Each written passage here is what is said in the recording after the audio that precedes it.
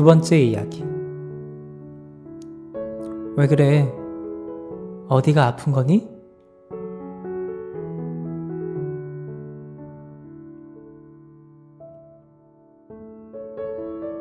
강아지도 공부가 필요해.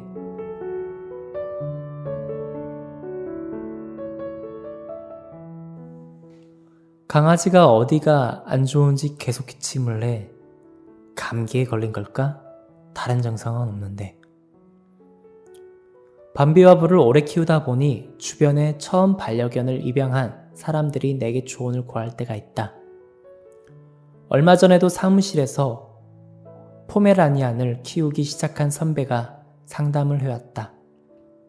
건강하던 아이가 어느 순간부터 캑캑거리며 기침을 한다는 것이다. 여름이라 감기에 걸린 것 같진 않은데 뭐가 문제인지 모르겠다며 한숨을 쉬었다. 나 역시 수의사는 아니니 몇몇 상태만 듣고 판단할 수는 없지만 그래도 그간의 경험이 있으니 혹시 도움이 될 수 있을까 싶어 주변 환경에 대해 상세히 물어봤다. 사무실 환기가 제대로 안 되는 거 아니에요? 아니, 아침 저녁으로 환기시키고 있어. 우리 사무실이 서울 외곽에 있어서 공기 하나는 좋잖아. 그게 문제는 아닌 것 같아. 사료 외에 다른 음식을 준 적은 없고요? 당근이지. 사료만 주기로 직원들끼리 약속했거든. 산책은 자주 시켜요? 그럼 점심시간에 산책시키는 걸로 모자랄까봐 심지어 담배 피우러 나갈 때도 데리고 나가는데. 네? 선배는 담배를 피우는 시간에도 강아지를 데리고 나가 바깥 공기를 쐬게 해준다고 자랑스럽게 말했지만 문제는 바로 그것이었다. 담배. 사람도 마찬가지지만 개 역시 간접 흡연은 굉장히 안 좋은 영향을 미친다. 호흡기에 문제가 생길 수도 있고 심한 경우 폐암에 걸리기까지 한다. 그 사실을 제대로 몰랐던 탓에 강아지에게 안 좋은 행동을 줄곧 하고 있었던 것이다. 맙소사. 사실 아이를 갖게 되면 태교부터 시작해 출산, 육아까지 각각의 단계를 알아야 할 정보들을 공부하고 연구하지만 강아지를 입양할 때 그렇게까지 공을 쏟는 경우가 많지 않은 것 같다. 신생아만큼은 아닐지 몰라도 강아지 역시 세심한 보살핌이 필요하다는 사실을 인지하지 못해서인 것 같다. 밤비가 좀 더 큰 뒤의 사건. 밤비는 웰시코기라는 종의 성향 때문에 유난히 활동적이다. 장난감을 좋아해서 늘 함께 던지기 놀이를 하거나 밤비 혼자 장난감 산매경에 빠지기 일수다. 한 번은 밤비가 장난감을 가지고 놀고 있었다. 장난감을 물고 이리저리 달리는 모습이 귀엽기만 했다. 그런데 갑자기 들려오는 뭔가 떨어지는 소리. 쿵! 사고는 늘 방심하는 그 순간 일어난다. 밤비가 장난감을 입에 문 채로 소파에서 점프를 했던 것이다. 바닥에 착취한 밤비는 크게 끼기! 하는 소리를 내더니 걷지를 못했다. 괴로워하는 밤비를 안고 바로 병원에 갔다.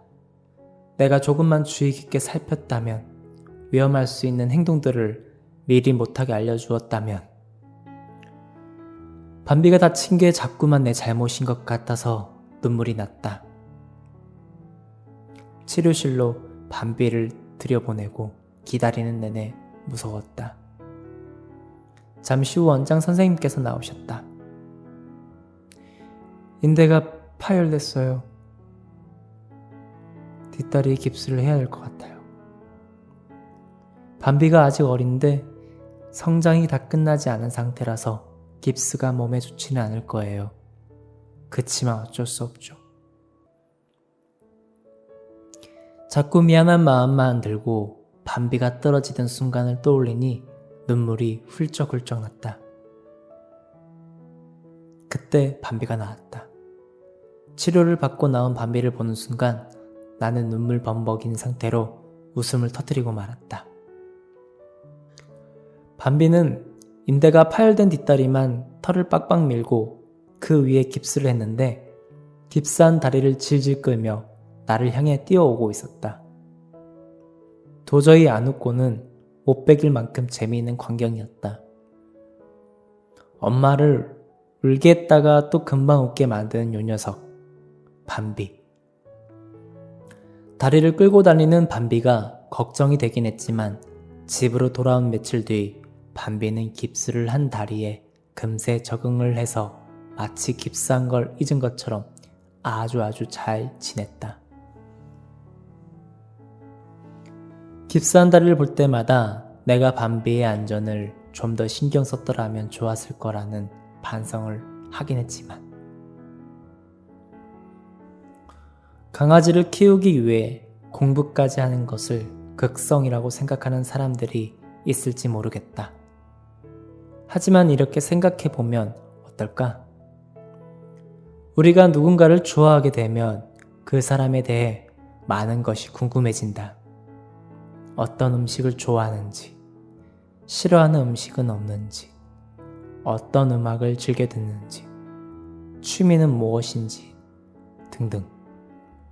상대에 대해 하나씩 알아갈수록 그와 나의 거리는 좁혀지고 좀 더 많은 것을 함께 할 수 있게 된다.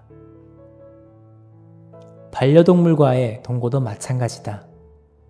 우리가 함께 오랫동안 행복하게 살려면 무엇을 좋아하고 무엇을 싫어하는지 같은 기본적인 정보들을 알아야 하지 않을까? 그러니까 그건 공부가 아니라 사랑이고 배려인 거라고. 나는 그렇게 생각한다.